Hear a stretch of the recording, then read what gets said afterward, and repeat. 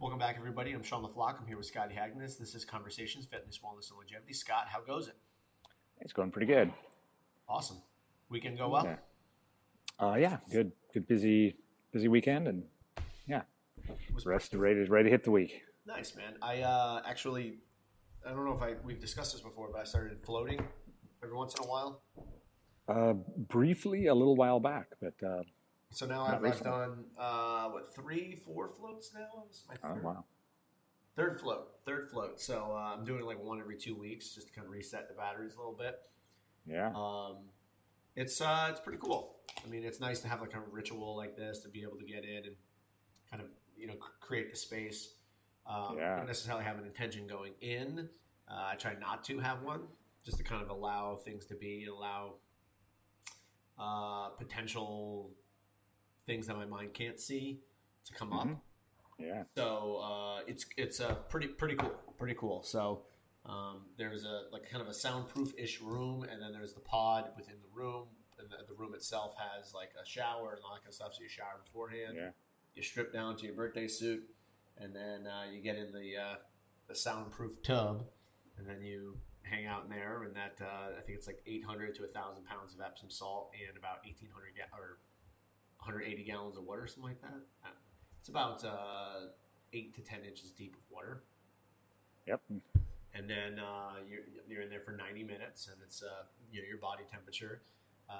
So it's completely black and completely soundproof, so you can sing in there if you want, and you just chill in there with your thoughts or without your thoughts, and just kind of scan your body and just be present. And it's a pretty cool thing. Yeah. It really is. I've done it a few times, and yeah, it's pretty powerful.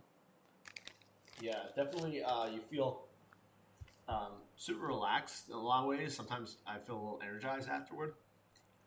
Yeah. Interestingly, I did it a number of years ago the first time, and I know I was really relaxed after. I noticed my kind of chronically tight forearms and elbows unwound, and I only realized this at the end of the float when I realized I was fully externally rotated and open. Mm. Whereas it was very curled inward how I was floating at the beginning. I remember noticing that, but I hadn't thought about that through the whole process till the end. I was like, "Whoa, that never happens." I know, right? But then I went in more recently.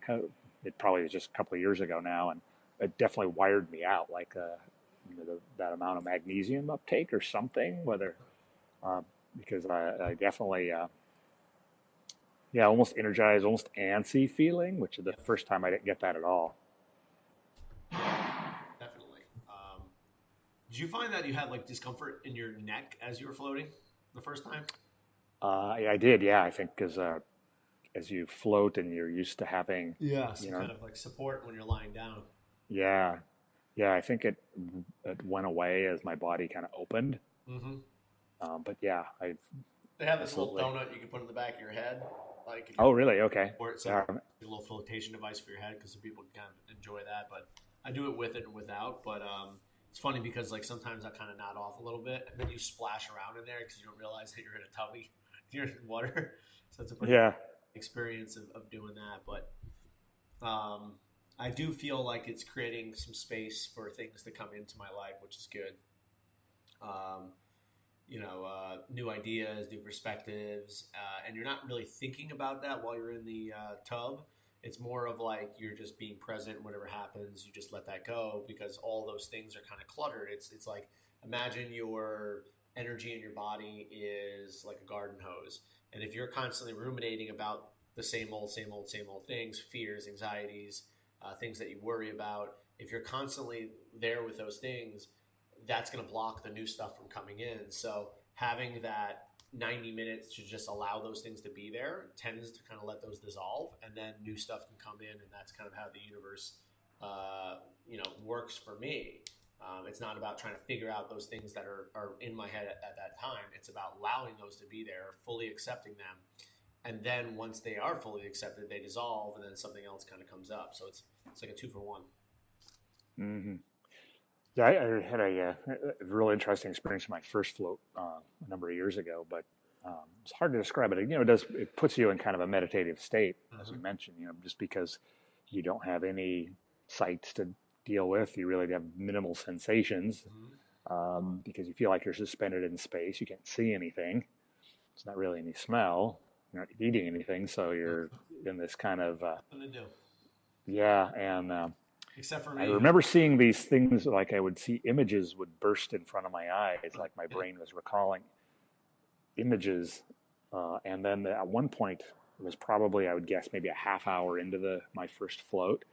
I had like this slideshow of my life that ran in front of my eyes, but Wow. in a mixed order. So like, imagine if you took stills from, maybe 25 stills from throughout my life, Uh-huh. all the various periods, but then you shuffled them and you played them, each of them playing at no more than a few milliseconds each.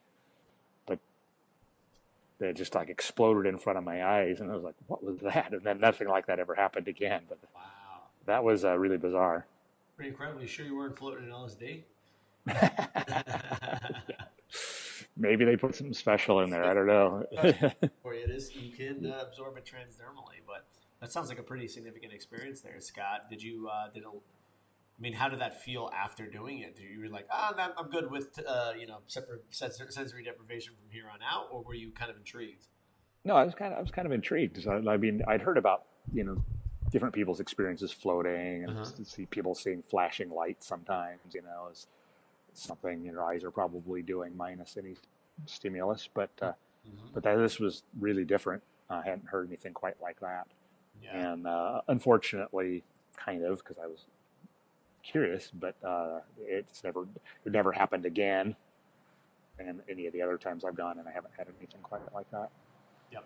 But it was it was something in that, it was in the first, usually like the third of that first float. So Yeah. I don't know. Crazy. And then you're chasing after it from then on out,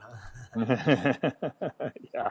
huh? Wish I could have saved it and slowed it down and gone through it frame by frame. That would have Yeah, been I cool. know. But I know. I've been having some similar experiences with some medicinal herbs that I've been using. I won't divulge exactly what those things are, but you can probably put two and two together. mm-hmm, But I've been doing it like on a bi-weekly basis in a very small amount. And I feel that that's kind of created a lot of perspective for me. It has allowed me to understand what my habitual mind wants to do versus what actually is there, and created that gapping in space.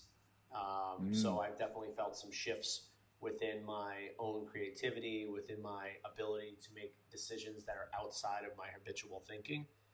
So if I constantly get a stimulus and my response is always to act this way, then I'm never really going to be able to change until you go off script. And by going off script, that actually allows you to give new options to your life. So, it's as simple as I always take this way to work.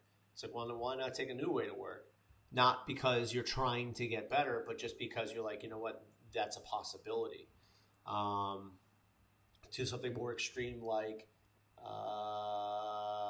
for instance, I'm taking a week to not complain, mm-hmm. and I am what is it about 4 days into this, and if I complain, I have to do 100 burpees every time I complain. Ah, So I got to be really, it's really a good. diligent Gotta about be careful there. Yeah. about where my mindset is, and being aware and being mindful. Not at all times, but being mindful enough to realize that wait a second, I'm allowing myself to complain, and I feel like that really doesn't help us. Complaining is Mm-hmm. a supplement to actually, or a not a supplement, but a false sense that you're actually doing something, that you're actually Right. creating change. And I think that's one Right. of the things that we kind of talked about last week, and this kind of dovetails very nicely, is that a lot of the time people want to complain because they think they're actually going to do something. It does something, or it creates some kind Right. of change. Mm-hmm. But complaining actually allows us to stay where we are. Because if you really Mm-hmm. wanted to change something, you would just do it. Now, there's a difference This is between true. bringing awareness to something and complaining. I think it's a significantly difference. So, Right. if you say, "Hey, listen, you've been late 5 times in the last month for your personal training sessions, I think there's something that we have to change here. Then that is awareness. If you go up to someone and you go, listen, I don't like that you're you've been late the last 5 times. This is not fair. That's complaining. That doesn't really actually, that's bringing an emotional baggage to it and some kind of charge. That's not really actually allowing the other person to respond in a rational manner. So really all that's happening, go ahead. Oh no. Really all that's happening is you feel a certain way and you want to respond to how you feel. Whereas if you actually really want change, what you're going to do is I'm going to check my emotional baggage at the door. At the door. And and I'm going to come at this in a different way so that I can actually get change. Because realistically, if that's what I want, then I have to not be emotional about this. But what happens for most people is they don't want change. They want to be angry. Right. That's what they're conditioned to do. They go, I don't like this. I get angry, and then I feel more upset or whatever. And that's just what we feel comfortable with because we've done it so many times before.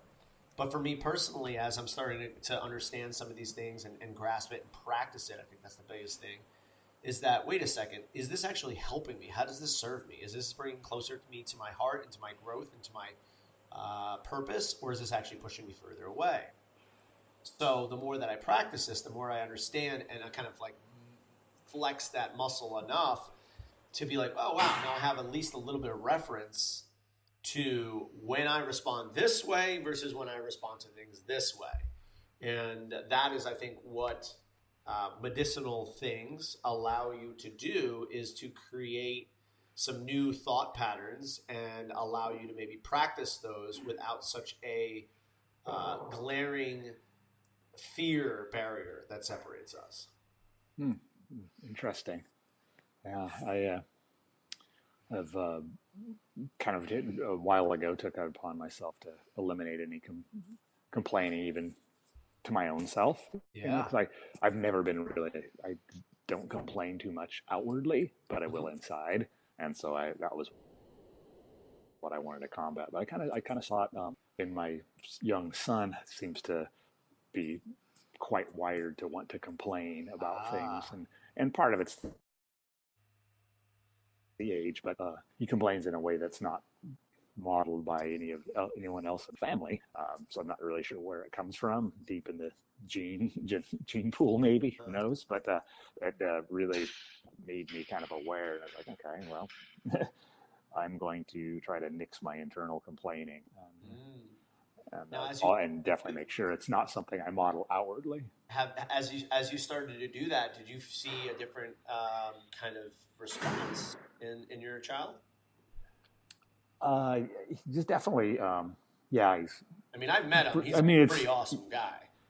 Yeah. I mean, he's certainly has absolutely improved with that. I mean, it's still there. I mean, it's gonna be, but it's yeah, we've seen his mood shift over the year, and just by never seeing things in that light, I feel like my internal mood has improved. Yeah. As well. Yeah, and I think it is kind of what you make it be, right? Yep. Everything is perspective and how you look at it, and I think almost any situation you can look at and find a negative if you want, and almost any situation you can look at and find a positive if you want. Yeah. And so it's really up to the individual how to, how they want to look at that. You're absolutely right. And to supercharge what you're talking about, it's kind of like, okay, we're letting go of a certain way of thinking, but we can also supercharge this by saying, okay, that was the old way of thinking. What can we think of now to replace it? So one of the things is gratitude and appreciation. Yeah. So every time this stimulus comes, oh man, this person got something and I didn't. You know what I mean? Like, it's very easy to complain about that. But what we can say is like, wow, I appreciate that that I live in such abundance that they're going to get that, and I know I'm going to get mine too. You know what I mean? Like those little things. Yeah. It makes you seem like, oh, it's corny, it's hokey, it's whatever. But it's like, go ahead and do it. Go ahead and face that part of you that says this is corny, this is hokey, whatever. Do it anyway, and then see what the result is. And those are the times where I actually feel the most substantial shift is when I feel something push up against me, my own self, and then going, okay, we're going this way anyway. And the more reference points I have of doing that, the more that I'm more likely to practice those things going forward. Yeah, gratitude is super powerful. That's another thing we've done just as a family, like quite frequently. And not every night, but we'll go around to the table and say 3 things we're thankful for. And that's really helped everybody, honestly. But it changes that kind of negativity or the complaining mindset if you can focus on something that you are thankful for. Yeah. I mean, I was listening to, I think it was Tony Robbins. He goes, the 2 biggest restricting feelings you'll ever have are fear and anger. And both of those are always extinguished by gratitude. Awesome. Yeah. So it's something to kind of think about and something maybe to internalize. And maybe just to practice. Again, there's no right or wrong answers. Just practice it. See what happens. If you feel like there's some objective change in your life, keep doing it. If not, find something else. But it's something that, I've seen kind of works for me on a pretty consistent basis to pull me out of places where I don't necessarily think that growth and prosperity lie, and it's more of suffering. But speaking of suffering, Scott, the Dubai Fitness Challenge was this last weekend, and we have 2 people who have punched their ticket along with 1 team, the 2019 CrossFit Games. We had Matt Fraser for the men and Samantha Briggs for the ladies, and then CrossFit Invictus. It's the Invictus team with Rasmus Anderson, Tommy Venus, Reagan Huckley, and Lauren Fisher. A pseudo super team, but most of these athletes were training together for most of the year. But I guess the first thing is, Scott, let me hear your thoughts on Fraser having a dominant performance this last weekend. I know you didn't get to see it, but does this shock you? Does not shock me, no. not even a little. Now, here's the pretty cool thing. I'll add this too, that prior to the final event, Matt Fraser was already, going to the CrossFit Games. But what they did, I think it was about 3 hours prior to that final event, they mentioned, oh, by the way, this last event, whoever wins it, wins $30,000. Ooh. So it gave everybody an incentive to give a good show for that final event, because you never know. Like, even the winners might having a great go for it. Well, even with that extra carrot being dangled out in front of everybody, Matt Fraser knew, hey, wait a second, if I give a little bit more and suffer, I'm going to be $30K. And he was able to basically blow by everybody, and the only person close to him was Travis May on that final event. And I believe, it was Fraser, number 1, and then number 2, I think, was George's, and then I think Mayer might have been. I don't have the full results in front of me, but I believe that's how it went. Very classic CrossFit type stuff in this competition. A max snatch was in there, and I believe Fraser hit a 300-pound snatch after doing a desert run the day before. So I think that's pretty cool. 300-pound snatch to run through the desert pretty significantly, and then that last CrossFit type workout was just killer. But I think Matt is going to be the champion until he doesn't want to be the champion anymore, or until something catastrophic happens. Yeah, it's interesting how we seem to have had 2 clearly dominant men, one kind of replacing the other, but it's almost like 2 Michael Jordans, one followed the other immediately. You're right. You're absolutely right. And man, I would love that super fight, so to speak. I would love to see Rich, maybe go individually. I would love to, you think like, oh, well, Rich in his prime, but like, Rich is who he is now. He's got an accumulation of training there. I know he's got some nicks and injuries. I think he's had a few knee surgeries and that stuff, but still, he's accumulated so much volume over that time. Imagine he was, I believe that they're actually right around the same age, but I would love to see those 2 guys go head to head. I mean, my money would definitely be on Fraser, but I know that Rich would bring his competitive drive to the floor and see what he can do. Yeah, it would be good theater for sure. I I would think, watch it. regardless. Yeah, Watch. yeah, I I don't would. necessarily care about people running through a desert, but I would watch Fraser and Rich go at it. Yeah, yeah, Um, for sure. and on the opposite side of it, we had the ladies. We had Samantha Briggs, who missed the 2018 CrossFit Games when she was unable to compete in the regional because she blew out her elbow in training. So she finished the Open barely, and then decided, okay, I can't do regional, so I'll do the Masters qualifier. Did the Masters qualifier, got elbow surgery, and then pushed her rehab to the point where she was able to compete at the Masters World Championship, where I believe she took second to Anna Tobias. I'll have to look that up, but I'm not sure. It was 1 and 2, but obviously she turned it and did very, very, very well. But I want to say Anna Tobias ended up winning the Masters. I think that might be right. Yeah. Yeah, and then my memory second, just because there was 2 events that she just basically bombed in, and then she won everything else. But a couple things happened prior to the one significant person who was not at it was Annie Thorsdottir pulled out about a week before the Dubai Fitness Championships, and then Laura Horvath withdrew with a back injury, who was the second fittest woman on earth. So a huge vacancy opened up for Sam, and she capitalized. I mean, it was her and Jamie Green very close to each other going to the final event, and Sam just crushed it. Yeah, it's with these different qualifiers of this. Well, I'm sure is the kind of thing we'll see is, if you've got multiple ones, if you're nursing an injury, if it was your only shot, you'd be like, well, I gotta do it, right? But if you can, take a couple months and get right and enter a different one, but then when that happens, it's leaving the door for other folks to potentially get in.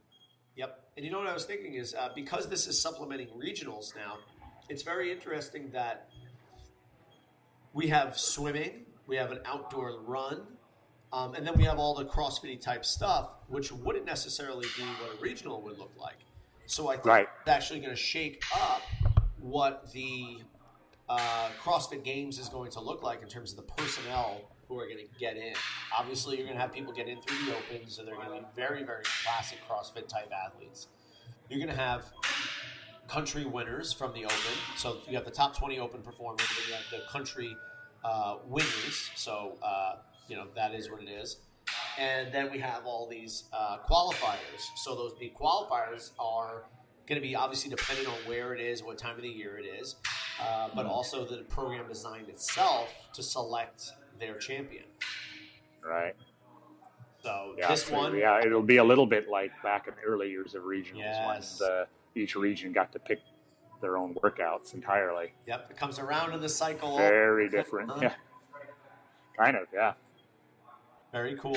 I think that's a pretty cool thing because it allows maybe some people who would do well at the games, who don't get a shot to get to the games, to actually show what they can do. We had some amazing run performances, swim performances, and all that kind of stuff within this Dubai Fitness Championship. So it puts some people on the map. That's pretty cool. And then finally we had the team champion, which ran away with it as well, who was CrossFit Invictus, and that was the Tommy Venus, Rasmus Anderson. Then it was Regan Huckabee and Lauren Fisher. Lauren Fisher, correct. And they, like I said, had been competing for a while now. But the thing with this event, and going back to how it's actually structured and the programming of it, it was basically individual workouts the entire time as a team.